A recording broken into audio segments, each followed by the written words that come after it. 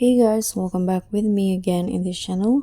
On today's tutorial, I'm going to show you how to create a lightning effect to your video using the overlay from CapCut stock videos.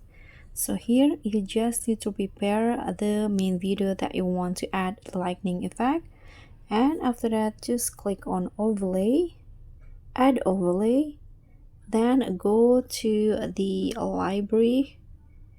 Here find the green screen category, then scroll down until you find this lightning green screen video. Click on add.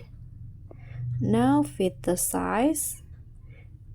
So this is the green screen, so we need to remove the green screen by clicking on the overlay, go to the remove background and use the chroma key.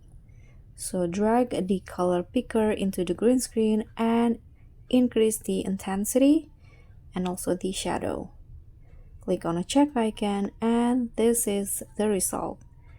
So that's all from me. Thank you so much for watching. Don't forget to like, comment and subscribe. Also click on thanks. Bye.